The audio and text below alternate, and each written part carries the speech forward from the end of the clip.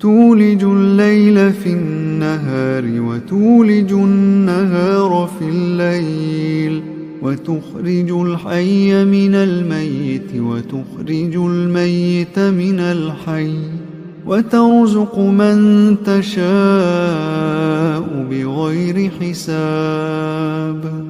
لا يتخذ المؤمنون الكافرين أولياء من دون المؤمنين